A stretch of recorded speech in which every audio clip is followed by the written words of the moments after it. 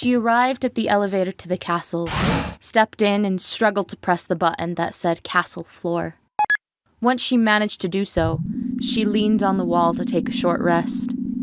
She dared not shut her eyes for too long, afraid that she would never wake up if she did.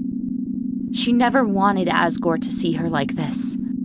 She knew it would hurt him, but she didn't have a choice. She had to deliver the soul. She practically dragged herself into the throne room.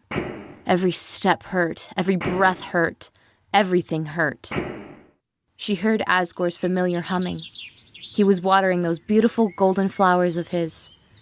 What a shame that stepping onto the flowers in this form would ruin their glow for sure. She was melting, her now black armor dripping slightly onto the flower petals and grass. Is someone there?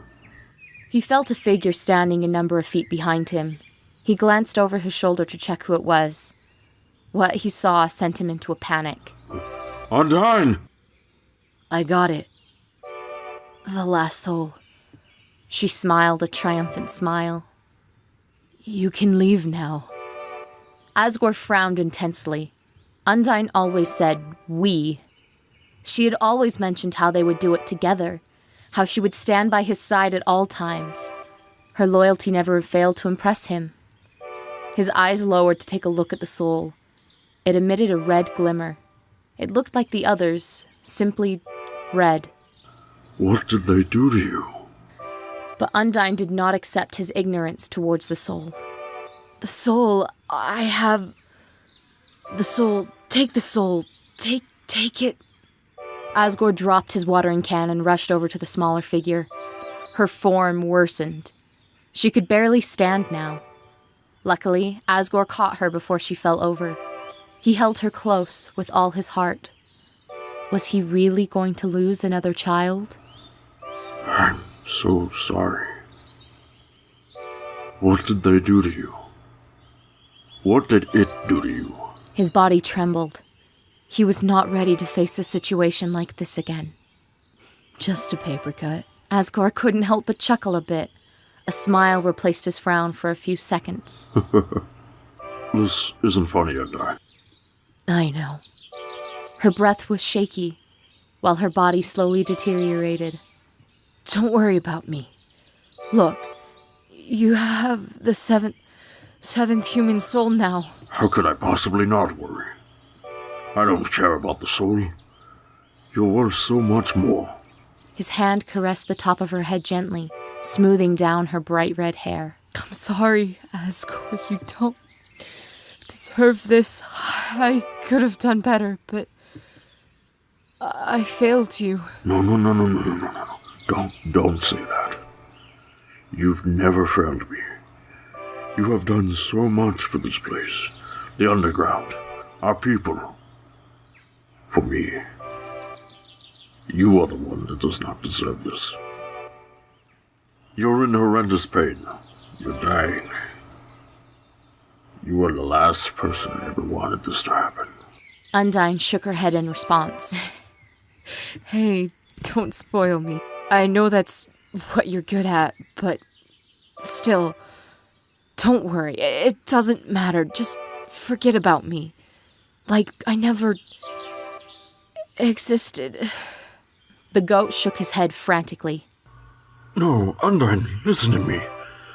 You are truly one of the best things that's ever happened to me. When I needed a smile, who knew how to make me do so? You did. Who cared for me when I was emotionally unstable at times and couldn't continue on? You did. Who was willing to sacrifice her life for me, and in the sake of the underground? You. He rubbed his thumb on her cheek and held back tears that were itching to fall. You don't deserve this. Undyne slowly set her non-melted hand on Asgore's. Thanks. Good to know someone cares. In that case, do me a favor. Anything. Don't let them forget about me. I would never let anyone forget you, my child. Who could possibly forget you? Everyone. It was the painful truth, and Asgore knew it. Many people are to be forgotten eventually. Undyne wanted one or the other, either people to forget about her completely or never forget. If Asgore would not accept the first option, the second one it was. The room. It's fading. This is trippy. Asgore shook his head over and over. Lord, no. Why must this happen? Hey, cheer up. Aren't you happy? You're going to be free. Her body shook intensely as she struggled to keep her form. Asgore gave her a shake of the head. Asgore, just because I'm not going to be there doesn't mean you're limited to being happy. I want you to try. I believe in you. No, dear. I can't be happy. Every time I am, something bad happens. Something will always happen unless I stop it. No one should have to deal with my pain and whining anymore. No, Asgore, look, that's not the answer. It won't do anything. It's just a permanent solution to a temporary problem. Talk to someone. There are people left. There's Alphys and Sans and the rest of the underground. Someone to talk to. Just someone to talk to. She held his arm tightly. She didn't want to let go. Asgore simply shrugged. That does not matter right now. How do you feel? I feel like I'll scatter into a million pieces. It hurts. Everything. Everywhere. I can't. Asgore held her close, with tears pricking in the corners of his eyes. I could have done better. You did everything fine. He reassured her as best he could. This is not what she should be thinking of during her last moments. I swear I tried my best. I know. Save your strength and stay alive. Undyne gripped onto his cape. Her breathing got worse by the second, while her tears were mixed with the goopy substance she was turning into. Remember when I tried to fight you? I couldn't land a single blow on you. You offered me tea in the middle of the fight. Torque. Asgore wiped her tears and nodded as he flung his own tears away. When you tried to teach me piano, I broke your piano keys a few times. You did, didn't you? Recapping these happy memories during such a moment did not help the flow of tears. After training, you would bake cookies sometimes. That's right. And when I managed to knock you down, you laughed. You said you were proud of me, even though you totally got your butt kicked. She weakly pointed to the left side of his chest, right where his heart was breaking. I hit you right there. Remember? Of course, I remember. He moved loose strands of hair out of her face. Did it hurt? Not that much. It certainly did sting.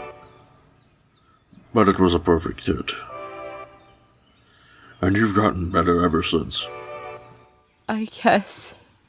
Her vision started to blur. This was it. She was going. She was going to die. She started to sit up. No. It's happening. Help me, it's happening. I don't want to leave. I want to stay here with you. Asgore gently forced her to lay in his arms. Shh. Don't struggle, don't. Calm down. Stay calm. Just close your eyes. I'll never wake up if I... Close your eyes. She hesitantly did as he ordered. Everything went black as she closed them.